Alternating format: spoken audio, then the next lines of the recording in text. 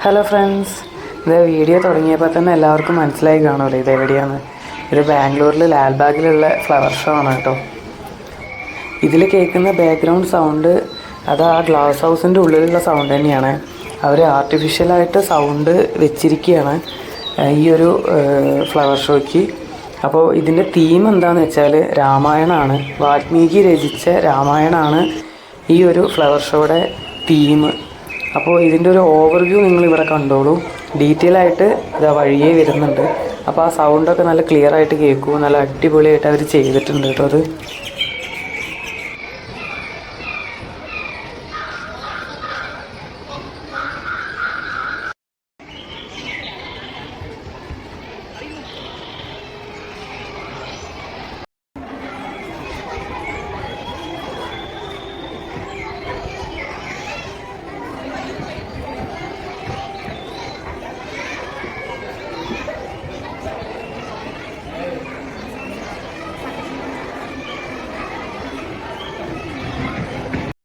അപ്പോൾ ഇതാണ് ലാൽബാഗ് മെട്രോ സ്റ്റേഷൻ്റെ അടുത്തുള്ള ലാൽബാഗ് ബൊട്ടാണിക്കൽ ഗാർഡൻ്റെ എൻട്രൻസ്. വേറെ ഒരു എൻട്രൻസും കൂടെ ഞാൻ ഇതിന് കണ്ടിട്ടുണ്ട്. ഇനി അതും കൂടാതെ ഒന്നുണ്ടോ എന്ന് എനിക്കറിയില്ല കേട്ടോ. അപ്പോൾ ഞങ്ങൾ കയറിയത് ഈ ഒരു എൻട്രൻസിലൂടെയാണ്. ഈ ഒരു ഗാർഡൻ്റെ ഫുൾ ഏരിയയിൽ പല സ്ഥലങ്ങളിലായിട്ട് ഫ്ലവേഴ്സ് ഡെക്കറേറ്റ് ചെയ്ത് വെച്ചിട്ടുണ്ട്. അപ്പോൾ ഇതാ ഈ ഒരു എൻട്രൻസിൻ്റെ തൊട്ട് മുന്നിലായിട്ടുള്ള ഒരു ഡെക്കറേഷനാണ് കണ്ടത്. ഞങ്ങൾ ടിക്കറ്റ് എടുത്തു. വലിയ ആളുകൾക്ക് 80 രൂപ, ചെറിയ കുട്ടികൾക്ക് 30 രൂപ. അപ്പോൾ ഇനി കുറച്ചങ്ങോട്ട് നടക്കാനുണ്ട് കേട്ടോ നമ്മുടെ ഗ്ലാസ് ഹൗസിലേക്ക്. അതിൻ്റെ ഇടയിലുള്ള ഒരു ലാൽബാഗിൻ്റെ ഒരു ലേക്കാണിത്. അപ്പോൾ അതൊന്ന് ജസ്റ്റ് കണ്ടു. എന്നിട്ടൊരു 2 കിലോമീറ്ററെങ്കിലും നടക്കാണ്ട് നമ്മുടെ അടുത്ത എൻട്രൻസിലേക്ക്. ആ എൻട്രൻസിൻ്റെ തൊട്ടടുത്താണ് ഈ ഫ്ലവർ ഷോൻ്റെ ഗ്ലാസ് ഹൗസ് നിൽക്കുന്നത്. അപ്പോൾ ഇതാ പോകുന്ന വഴിയിലെല്ലാം ഒരുവിധം എല്ലാ സ്ഥലങ്ങളും ഫ്ലവേഴ്സ് വെച്ച് അവർ ഡെക്കറേറ്റ് ചെയ്തിട്ടുണ്ട് കേട്ടോ. അപ്പോൾ അതൊക്കെ ഞങ്ങൾ കണ്ടു. ഇതിപ്പോൾ നമ്മുടെ അപ്പുറത്തെ സൈഡിലൂടെയാണ് വരുന്നതെന്നുണ്ടെങ്കിൽ ഇതൊക്കെ നമുക്ക് മിസ്സാവും. കാരണം നമ്മൾ പിന്നെ ഈ ഒരു ഏരിയയിലേക്കൊന്നും വരില്ല. ഞങ്ങൾ അതുകൊണ്ടല്ല ഇവിടെ കയറിയത്. ഞങ്ങൾ എന്തുകൊണ്ടാണെന്ന് വെച്ചാൽ നമ്മൾ മെട്രോയിലാണ് വന്നത്. അപ്പോൾ മെട്രോയ്ക്ക് അടുത്തുള്ള എൻട്രൻസ് അതാണ്. അപ്പോൾ അതുകൊണ്ടാണ് കേട്ടോ അതിലേക്ക് കയറിയത്. അപ്പോൾ ഇതാ നല്ല ഫൗണ്ടെയിൻസൊക്കെ അവിടെ വർക്ക് ചെയ്യുന്നുണ്ട്. കണ്ടില്ലേ, മഴവില്ല് കണ്ടില്ലേ. അത് വെയിലും വന്നു തുടങ്ങുന്നേ ഉള്ളൂ. ഞങ്ങൾ രാവിലെ നേരത്തെ കേട്ടോ ഇങ്ങോട്ട് ഇറങ്ങിയത്. ഒരു 9 മണിക്ക് സ്റ്റാർട്ട് ചെയ്തു. ഞങ്ങളൊരു 9:30, 9:45 ആയപ്പോൾ ഇവിടെ എത്തിയിട്ട്. അപ്പോൾ ഇതാ ആ ഒരു ഗ്ലാസ് ഹൗസ് നമുക്ക് ദൂരെ കാണാൻ പറ്റുന്നുണ്ട് ഇവിടെ നിന്ന്. അപ്പോൾ അവിടേക്കുള്ള വഴികളിലൊക്കെ അവർ ഫുള്ള് ഫ്ലവേഴ്സ് വെച്ചിട്ട് ഡെക്കറേറ്റ് ചെയ്തിട്ടുണ്ട്. ചുറ്റും ഡെക്കറേറ്റ് ചെയ്തിട്ടുണ്ട്. ഇത് കാണാൻ തന്നെ നല്ല, നമ്മളെന്താ പറയുക, നമ്മുടെ കണ്ണിന് ഭയങ്കര കുളിർമയുള്ള കാഴ്ചകൾ എന്നൊക്കെ പറഞ്ഞാൽ അത് ചിലപ്പോൾ ഇങ്ങനെയായിരിക്കും. ഈ ഗ്ലാസ് ഹൗസ് എത്തുന്ന വരെ 2 സൈഡിലും ഒരുപാട് ഫ്ലവേഴ്സും വേറെ ചെടികളൊക്കെ വെച്ചിട്ട് അവർ ഫുള്ള് ഡെക്കറേറ്റ് ചെയ്തിട്ടുണ്ട്. അപ്പോൾ ഇതൊക്കെ കണ്ടില്ലേ, ഇതൊക്കെ എന്ത് ഭംഗിയാണെന്നറിയോ കാണാൻ. അപ്പോൾ ഇതാ ഞങ്ങളിങ്ങനെ നടക്കുകയാണ്. ഈ രാവിലെ നേരമായത് കാരണം എല്ലാ ചെടികളും അവർ നനയ്ക്കുന്ന തിരക്കിലാണ്. അപ്പോൾ എല്ലാ സ്ഥലത്തും ഒരുപാട് ആളുകളുണ്ട് കേട്ടോ നനയ്ക്കാനായിട്ട്. അപ്പോൾ ഞങ്ങളിതാ ദൂരെ നിന്ന് നടന്നു വരുമ്പോൾ നല്ല കാറ്റായിരുന്നു. അപ്പോൾ ഈ ഫൗണ്ടയിൽ നിന്നുള്ള വെള്ളം ഫുള്ള് പുറത്തേക്ക് വരുമായിരുന്നേ. ഞാൻ എങ്ങനെ ഷൂട്ട് ചെയ്യുമെന്ന് വിചാരിച്ചിരിക്കുകയായിരുന്നു. അപ്പോൾ അതാ ഞങ്ങൾ തൊട്ടടുത്തെത്തിയപ്പോൾ അവരത് ഓഫാക്കി. അത് കാരണം ഇവിടെ നിന്ന് അങ്ങോട്ട് ഗ്ലാസ് ഹൗസ് നല്ല വൃത്തിയായിട്ട് എനിക്ക് ഷൂട്ട് ചെയ്യാൻ പറ്റി കേട്ടോ. അപ്പോൾ അത് അതിന് ചുറ്റും ഒരുപാട് ഫ്ലവേഴ്സ് വെച്ച് ഡെക്കറേറ്റ് ചെയ്തിട്ടുണ്ട്. ഇവിടെ എങ്ങനെയാണെന്ന് വെച്ചിട്ടുണ്ടെങ്കിൽ ചില ചെടികളൊക്കെ ചട്ടിയിൽ തന്നെയാണ് ഇരിക്കുന്നത്. ചില ചെടികളായിട്ടല്ല, ഫ്ലവേഴ്സ് മാത്രം എടുത്തിട്ട് അത് ഈ ഒരു നമ്മൾ തെർമോക്കോളല്ല, സ്പോഞ്ച് പോലത്തെ സാധനത്തിൽ കുത്തി വെച്ചിരിക്കുകയാണ്. അങ്ങനെയാണ് ഡെക്കറേറ്റ് ചെയ്തിരിക്കുന്നത്. ഞാൻ അങ്ങനെയാണ് പല സ്ഥലങ്ങളിലും കണ്ടത് കേട്ടോ. അപ്പോൾ ഈ സ്പോഞ്ചിൻ്റെ കളർ ഗ്രീൻ ആയത് കാരണം പെട്ടെന്ന് നമുക്ക് മനസ്സിലാവില്ല. അപ്പോൾ ചട്ടിയിലിരിക്കുന്നതും അല്ലാതെ ഇരിക്കുന്നതുമായിട്ടുള്ള ഫ്ലവേഴ്സ് ഉണ്ട് കേട്ടോ അവിടെ. അപ്പോൾ അതാ ഞങ്ങൾ ഉള്ളിലേക്ക് കയറാനുള്ള പരിപാടിയിലാണ്. ഓൾറെഡി അവിടെ നിന്ന് കയറിയപ്പോഴേ ഞങ്ങൾ ടിക്കറ്റ് എടുത്തിട്ടാണ് കയറിയത്. അതിവിടെ കാണിച്ചു കൊടുത്താൽ നമുക്ക് ഉള്ളിലേക്ക് കയറാം. അപ്പോൾ ഇനിയുള്ള കാഴ്ചകളാണ് നമുക്കെന്താ പറയുക, ഒരുപാട് സന്തോഷം തോന്നുന്നതും നമ്മൾ പുരാണങ്ങളിലേക്ക് പോകാനുള്ള ഒരു യാത്രയും ഒക്കെയാണ്. കാരണം രാമായണമാണ് ഇവിടെ ഫുള്ള്, ഈ ഒരു ഗ്ലാസ് ഹൗസിൻ്റെ ഉള്ളിൽ ഫുള്ള് അവർ രാമായണമാണ് നരേറ്റ് ചെയ്ത് വെച്ചിരിക്കുന്നത്. അപ്പോൾ അതാ അവിടെ ഇരിക്കുന്നത് വാൽമീകിയാണ്. അതിൻ്റെ ബാക്കിലിരിക്കുന്നത് എന്താ, ചിതൽപുറ്റാണ്. അത് എന്താണെന്ന് എല്ലാവർക്കും അറിയാം.